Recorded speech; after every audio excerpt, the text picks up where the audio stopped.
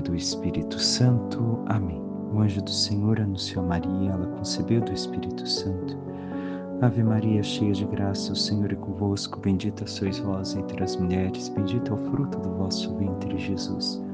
Santa Maria, Mãe de Deus, rogai por nós, pecadores, agora e na hora de nossa morte. Amém. Eis aqui a serva do Senhor, faça-se em mim segundo a vossa palavra. Ave Maria, cheia de graça, o Senhor é convosco, bendita sois vós entre as mulheres, bendito é o fruto do vosso ventre, Jesus. Santa Maria, Mãe de Deus, rogai por nós, pecadores, agora e na hora de nossa morte. Amém. E o Verbo divino se fez carne e habitou entre nós. Ave Maria, cheia de graça, o Senhor é convosco, bendita sois vós entre as mulheres, bendito é o fruto do vosso ventre, Jesus. Santa Maria, Mãe de Deus, rogai por nós, pecadores, agora e na hora de nossa morte. Amém. Rogai por nós, Santa Mãe de Deus, para que sejamos dignos das promessas de Cristo. Oremos, infundi, Senhor, em nossas almas a vossa graça, como vos pedimos, para que nós, que pela anunciação do anjo, viemos a saber o mistério de vossa encarnação, paixão e morte de cruz, cheguemos um dia à glória eterna dos céus, pelo mesmo Cristo, Senhor nosso. Amém. Caríssimo irmão e irmã, hoje celebramos a solenidade da Assunção de Maria aos céus. Solenidade que cai no dia 15, porém, a Conferência Episcopal do Brasil pediu para que todos pudessem participar desta grande solenidade ao Vaticano, que fosse transferida para o domingo. Por isso, hoje não meditamos o 20º domingo do tempo comum, mas sim a solenidade da Assunção de Maria aos céus. Comecemos pelo Evangelho, tendo em vista que as duas leituras são do Novo Testamento, e não meditaremos tanto o Evangelho, mas sim a partir do Evangelho os fatos que se unem a esta graça da Assunção de Maria aos céus. O texto de hoje e os textos de hoje estão sempre presentes nas leituras das memórias e festas de Nossa Senhora.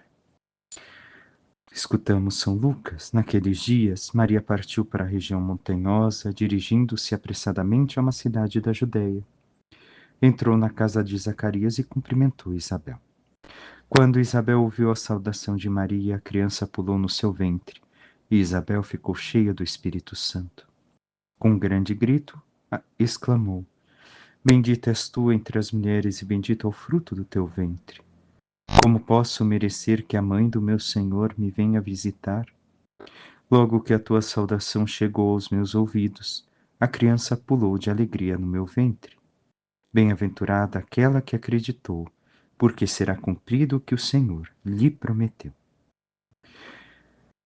Aqui vemos mais uma vez, bem-aventurança, bem-aventurada aquela que acreditou. Mais uma bem-aventurança.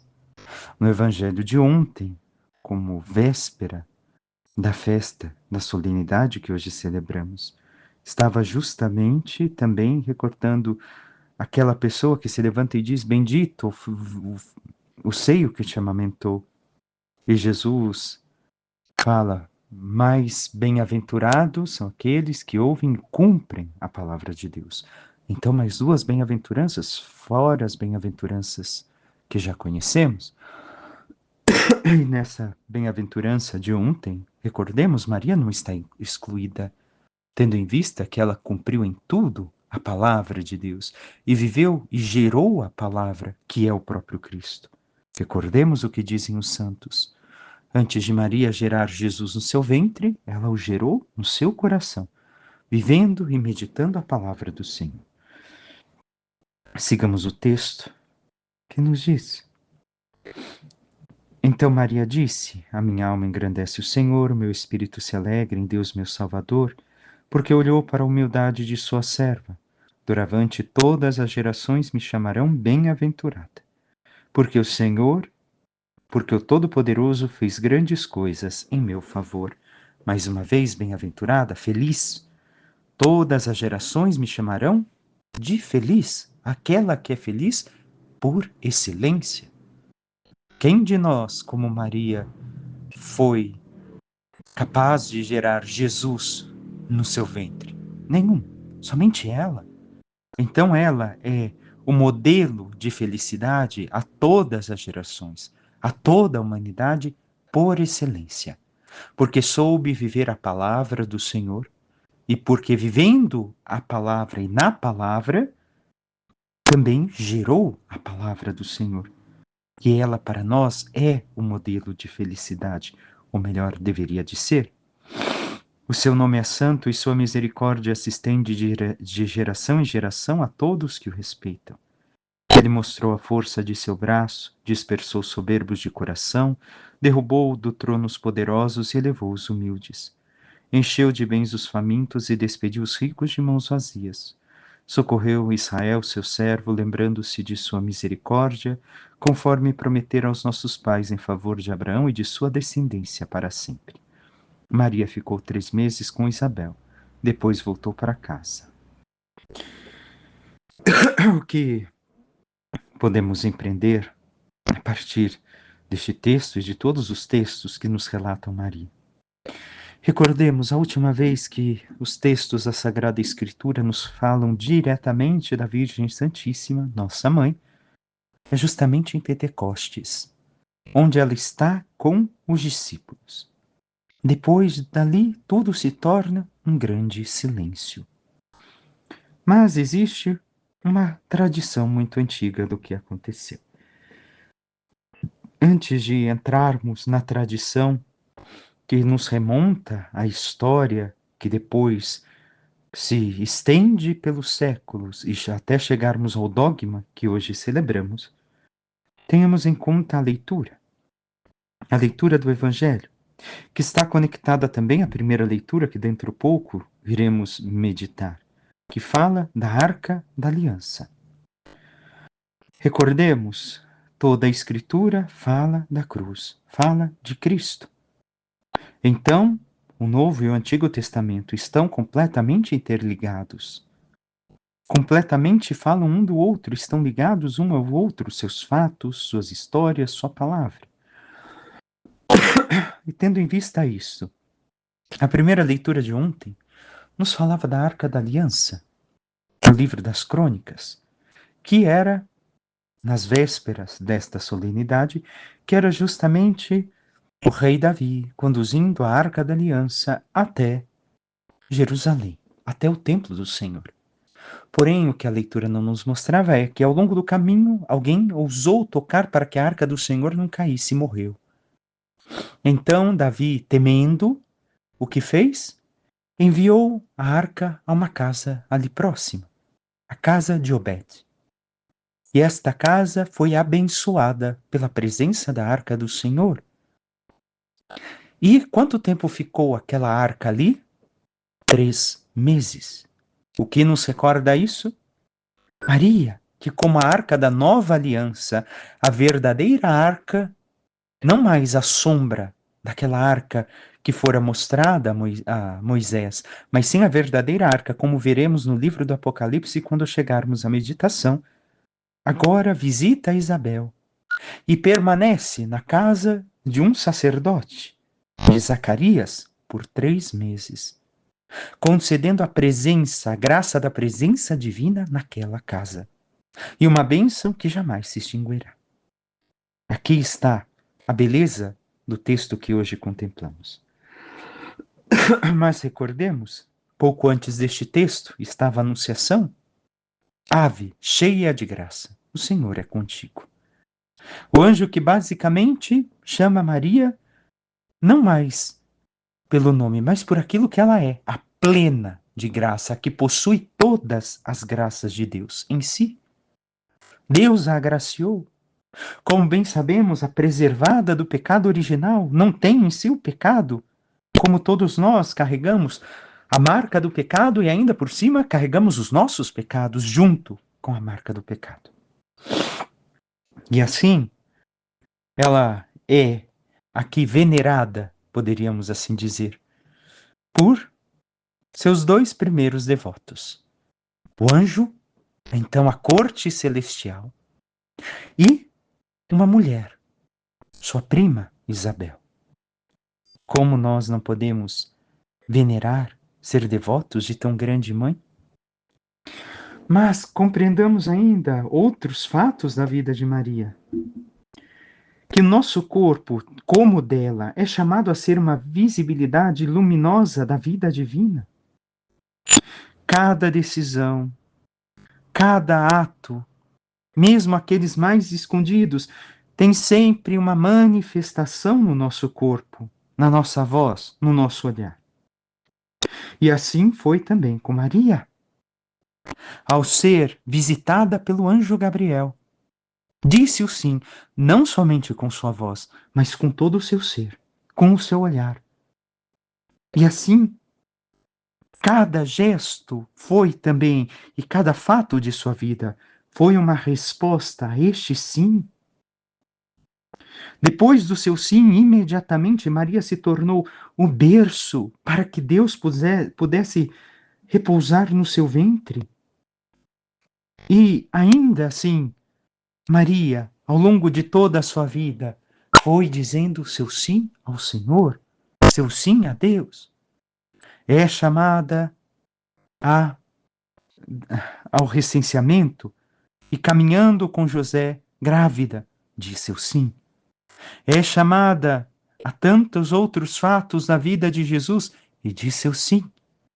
Está aos pés da cruz, dizendo mais uma vez o seu sim e participando, imprimindo em sua alma os sofrimentos que carrega no seu corpo o seu filho. Então, manifesta em tudo o seu amor a Deus, o seu amor à Trindade. Toda a sua vida, todo o seu corpo tem essa manifestação. Quem teve uma ligação com Deus como ela, como Maria Santíssima, quem pode dizer isso? Somente um orgulhoso. Porque a humilde serva do Senhor foi a única a ter tal relação com o Senhor. Quem pôde alimentar, amamentar em seu seio o Filho de Deus Altíssimo? Ela é a única que, abraçando o seu filho, pode dizer: Deus meu. E ajoelhando diante dele, pode dizer: meu filho. É uma maravilhosa e coerente história de amor, que não poderia terminar com o fato da corrupção do seu corpo, que não poderia terminar de uma forma tão drástica. Recordemos, Maria é o único presente que a terra deu ao céu. O único. Porque ela é toda preenchida pela graça. Mas estes fatos, e agora o que meditaremos, deve de colocar desde já na nossa mente uma recuperação da dignidade do corpo humano. Não podemos fazer do corpo humano aquilo que fazemos em nossos tempos enquanto humanidade. E cada um de nós em particular. O corpo é chamado a participar. O certo, o corpo glorioso, mas desde já o corpo que carrega, que está junto, unido à nossa alma, é chamado a participar da glória de Deus. Não pode andar a minha mente e a minha espiritualidade para um lado e o meu corpo para outro. Não podemos assim fazer.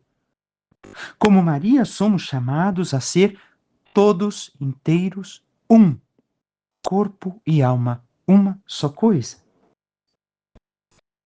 Então, entremos agora naquilo que diz a tradição, os livros apócrifos, que chegado o tempo de Maria passar desta vida à eternidade, o que diz o dogma? Ela foi assunta ao céu, em corpo e alma. Seu corpo, sem pecado, não poderia conhecer a corrupção que espera cada um de nós. Então, Maria passou por um sono na paz, como deveria ser para cada ser humano se não houvesse o pecado. Recordemos como chama São Francisco a morte? Irmã morte. Então, na paz, aceitou a sua passagem desta vida à eternidade. E devemos de ver que Maria, mesmo vivendo a plenitude das graças, Também viveu um progressivo caminho de perfeição, de totalidade do amor, assim poderíamos dizer, como nós também somos chamados a viver. Tenhamos em conta que a Terra é o grande campo de batalha onde nós estamos, como veremos na primeira leitura. Ou somos filhos da mulher, ou somos filhos do dragão. Não há outro caminho. Ainda, como é então a tradição da morte, ou melhor, da assunção de Maria aos céus? Depois da ascensão de Jesus aos céus, esse é um dos textos apócrifos, hein? Não estou dizendo que é este o oficial, é um dos textos apócrifos. Conhecemos ainda outras, por assim dizer, textos. Um nos diz que 15 anos depois da ressurreição de Jesus. Mas esta tradição, que remonta ao século VI, nos fala que depois da ascensão de Jesus e depois de Pentecostes, Maria chegou a sua hora de partir. E então, o que acontece com ela?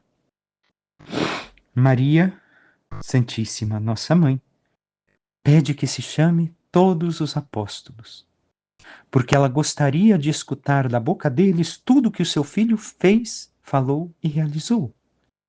Recordemos, ela estava em Nazaré quando o seu filho estava a pregar. E então, uma nuvem trouxe os apóstolos até ela, e assim contaram a ela tudo o que ela queria escutar. Menos Tiago Maior, que já havia morrido, martirizado. Então, o que acontece? Neste momento, uma nuvem a envolve, e o Senhor, com os anjos, a toma e a leva aos céus.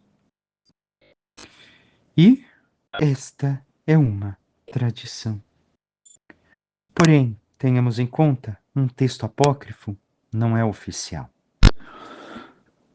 Olhemos a iconografia oriental de Nossa Senhora, da sua Assunção.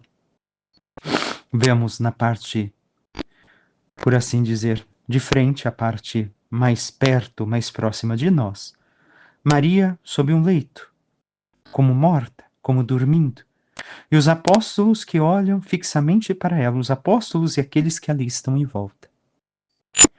Por quê? Porque Maria está morta aos olhos humanos, mas ao fundo de Maria está justamente Jesus, com uma pequena criança em seu braço, envolto por anjos em ambos os lados.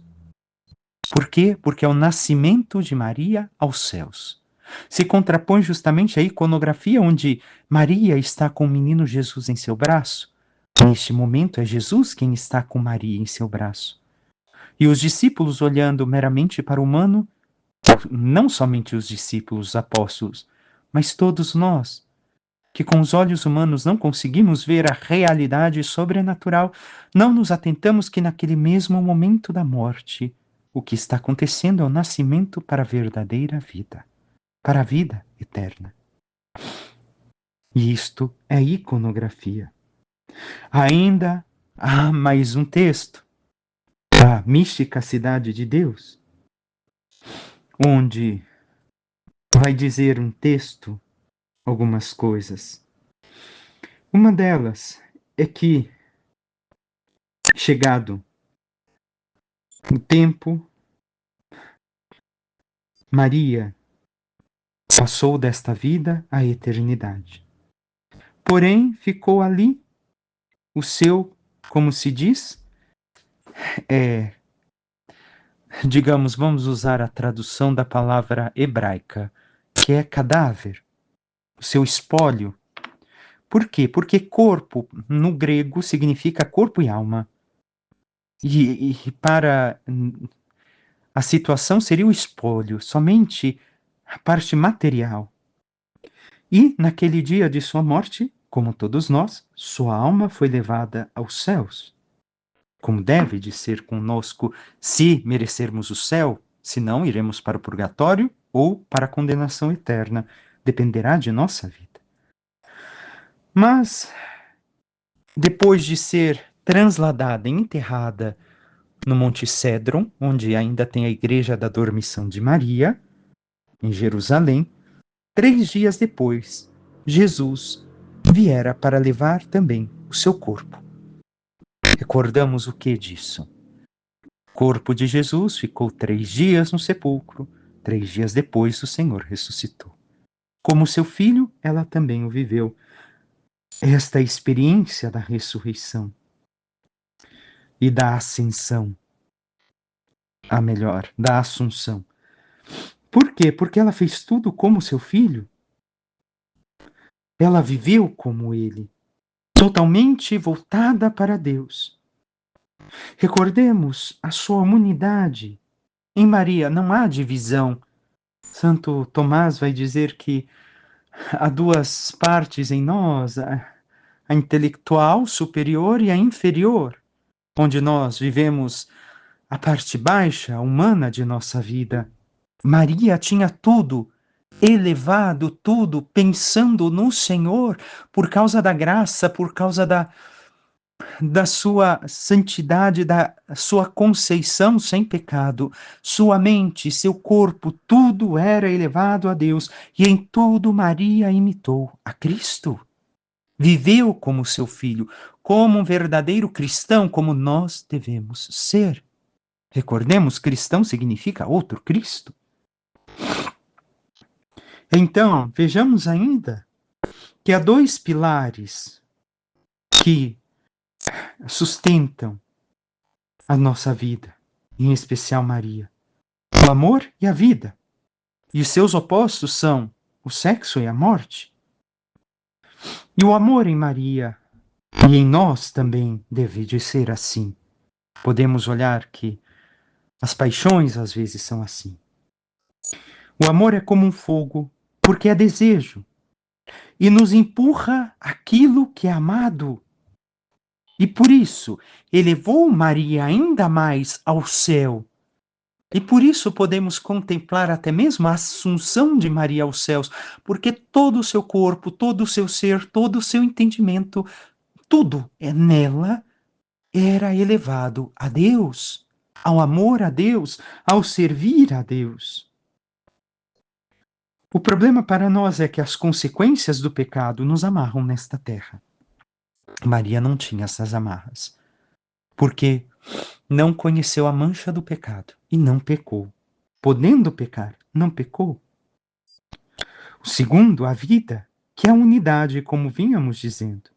Não é divisão. Não podemos viver divididos. Recordemos quando Jesus pergunta à pessoa que vai ser exorcizada, ao demônio: qual é o teu nome? Como o demônio responde? Legião, porque somos muitos, porque está dividido. Então, Maria vive uma vida íntegra e perfeita por não ter pecado, por buscar integralmente amar e viver para Deus. E isso questiona a nossa vida. O que amamos? Nos elevamos como Maria ou buscamos as baixezas desta terra? Nos prendemos, nos amarramos à vida material, materialista? A vida nossa é uma unidade onde o nosso coração, onde o nosso ser busca viver a fé que dizemos ter, nos esforçamos em tal coisa, ou a fé vai para um lado e a vida para outro. E somos assim divididos.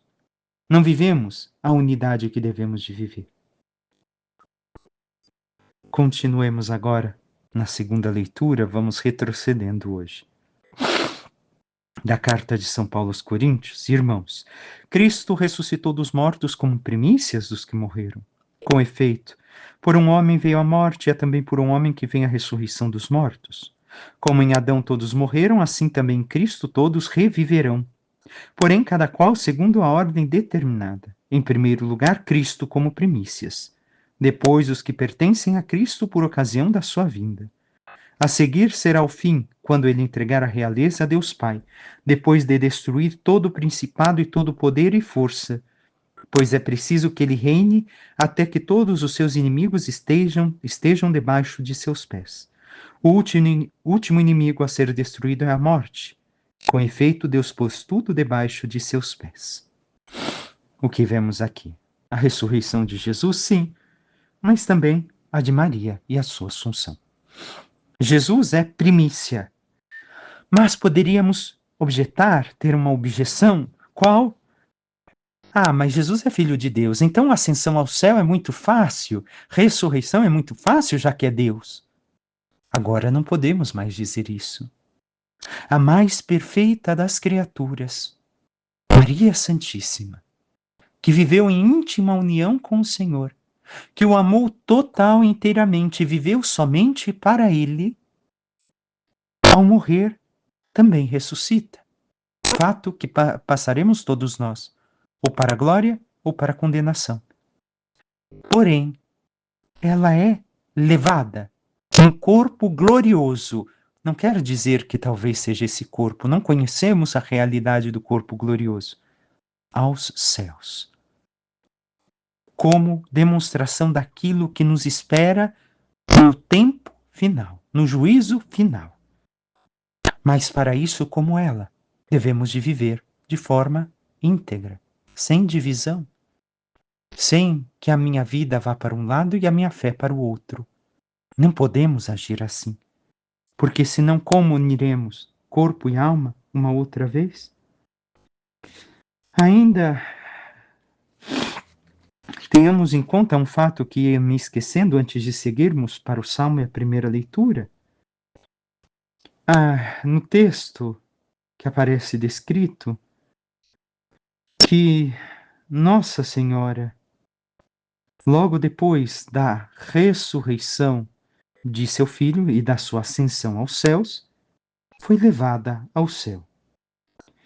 E, assim, o Pai lhe dissera: Olha, Maria, a Trindade Santa lhe dissera: Olha, Maria, porque participaste em tudo conosco, por causa de tudo aquilo que fizeste, a total entrega e o teu total amor, já podes participar agora da glória divina. Porém, quero que vejas a igreja nascente. E assim ela viu justamente os apóstolos, a pobreza da igreja que nascia. E olhando para a igreja, Maria teria respondido, segundo esta mística: sei o que me concedes, mas sacrifico ao vosso amor por eles. E assim decidiu ficar com os apóstolos até o momento de sua passagem para a eternidade. Vemos que Maria sacrificou toda a sua vida por amor a Deus. E até mesmo o antecipar a sua glória, para que pudesse ajudar a igreja a gerar os filhos de Deus, a crescer enquanto povo de Deus. Passemos pelo Salmo. O Salmo nos diz, é o Salmo de coroação do rei, mas nos fala da rainha também. À vossa direita se encontra a rainha com veste esplendente de ouro de Ofir. Que seria este fato? Recordemos, a rainha é a mãe do rei. Porque logo depois segue o Salmo: as filhas dos reis vêm ao vosso encontro e à vossa direita se encontra a rainha com veste esplendente de ouro de Ofir. As esposas de Salomão, as esposas dos reis, que eram naquela época, não eram monogâmicos, então a rainha era sempre a mãe. E vemos que ao lado do rei, onde existia um trono pequeno, estava a rainha do povo de Israel. E para nós, ao lado do único e verdadeiro Rei e Deus, está o trono da Rainha dos céus.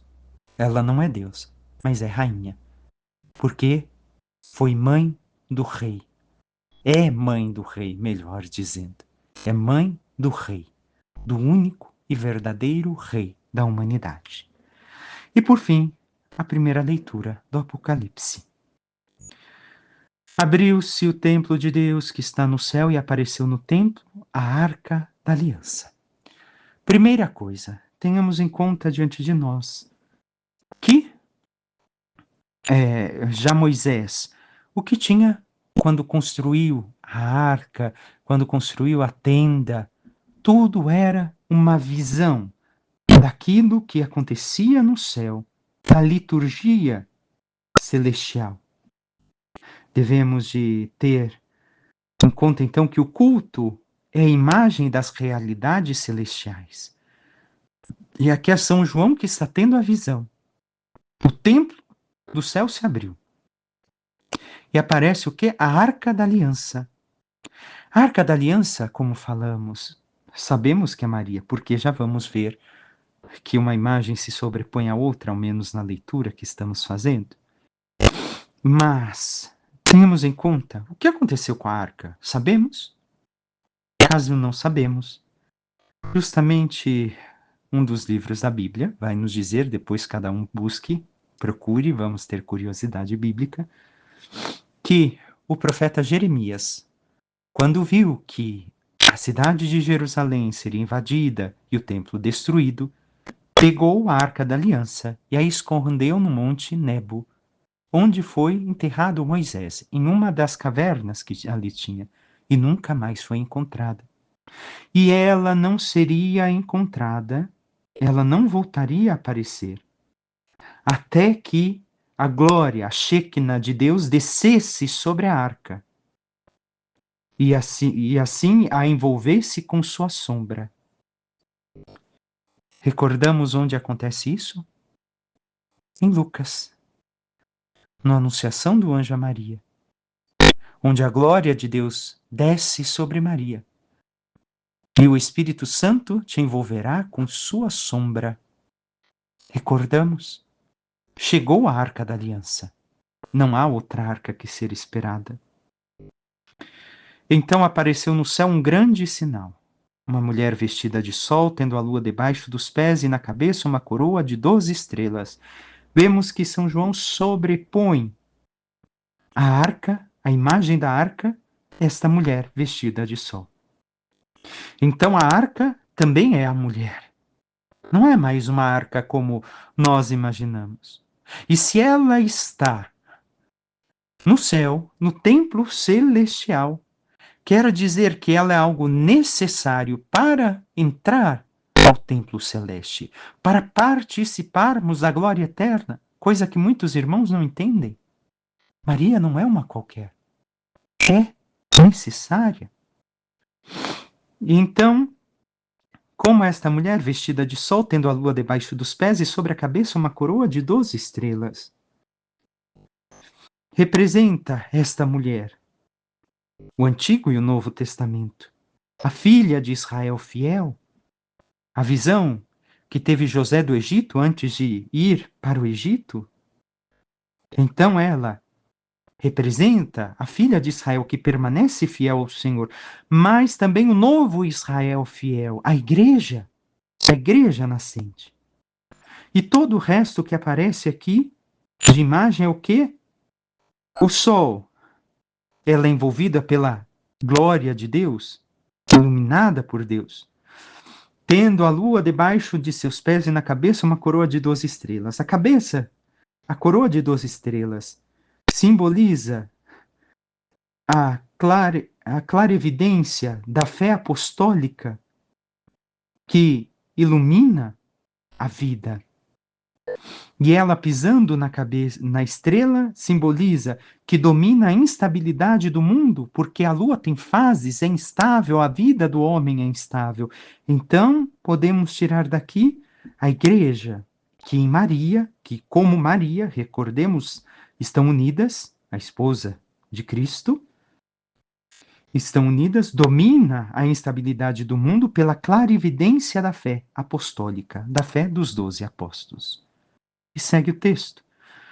Então apareceu outro sinal no céu, um grande dragão, cor de fogo. Tinha 7 cabeças e 10 chifres, e sobre as cabeças 7 coroas. Com a cauda varria a terça parte das estrelas do céu, atirando-as sobre a terra. O dragão parou diante da mulher que estava para dar à luz, pronto para devorar o seu filho logo que nascesse. Ela deu à luz um filho homem, que veio para governar todas as nações com cetro de ferro. Mas o filho foi levado para junto de Deus e do seu trono. A mulher fugiu para o deserto, onde Deus lhe tinha preparado um lugar. Ouvi então uma voz forte no céu proclamando: agora realizou-se a salvação, a força e a realeza do nosso Deus e o poder do seu Cristo. O que podemos compreender aqui? Do resto, o combate entre a mulher e o dragão. Ou somos filhos da mulher, ou somos filhos do dragão. O que define isso é a vida que escolhemos ter. A nossa fidelidade do amor ao Senhor ou não. A vida íntegra, vivendo fé e vida em um único caminho, e não como duas coisas distintas. E ainda tenhamos em conta que fala que a mulher sofria as dores de parto. Mas por quê? Se Jesus nasceu e ela não sentiu dor, por quê? Porque se representa a igreja, Cristo é a cabeça, nós somos o corpo, e aqui gera Cristo total. Então o sofrimento que nós causamos e que nós passamos para nascer, Cristo já o é a cabeça que nos guia ao céu, mas nós devemos de ser verdadeiramente seu corpo. E o dragão continua esta luta. Não é no céu. Vejamos que é no nosso coração, na nossa vida. Podemos escolher unir-nos à mulher ou unir-nos ao dragão. E para encerrarmos, ainda uma última coisa. Como poderia Maria passar pela corruptibilidade do corpo? Se recordarmos, Maria toda preenchida pela graça, sem pecado e nunca pecou, foi fiel sempre ao Senhor. Ela era, então, movida e orientada somente para o céu, como dizemos, somente para as coisas do alto? Queria somente a Deus?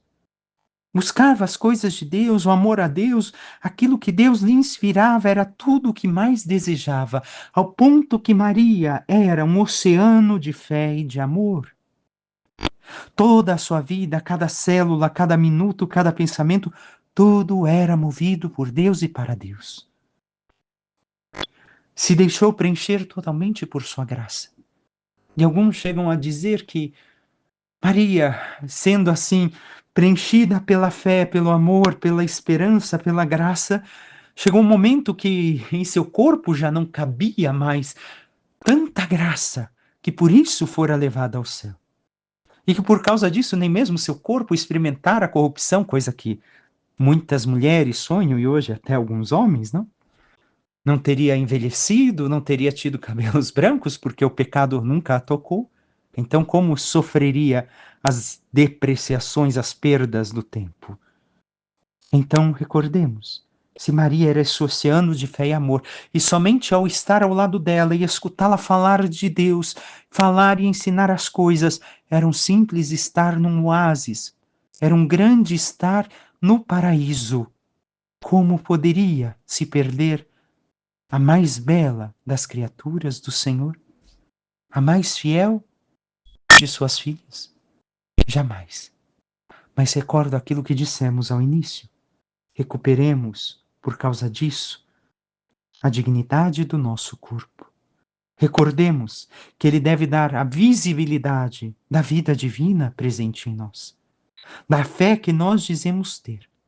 Não podemos desassociar a fé do nosso corpo, da nossa vida, porque senão perderemos a graça de participarmos um dia da glória eterna com Maria em corpo e alma. Peçamos à Santíssima Virgem Maria, nossa Mãe, que interceda por cada um de nós e nos ajude a vivermos a fidelidade ao Senhor, a ansiarmos amá-lo, buscá-lo, servi-lo, a entregarmos toda a nossa existência para Ele, nos movendo na sua graça, na fé, e vivendo cada vez mais a santidade, o amor que Deus nos pede. Possamos assim imitar a Cristo com a nossa vida e um dia merecermos participar com Maria da sua glória. Louvado seja nosso Senhor Jesus Cristo, para que sempre seja louvado. Por intercessão da Santíssima Virgem Maria, de todos os santos e anjos de Deus, desça sobre vós, vossas famílias e tudo que vos pertence, a bênção do Deus Todo-Poderoso, que é Pai, Filho e Espírito Santo. Amém. Um santo e abençoado dia a todos.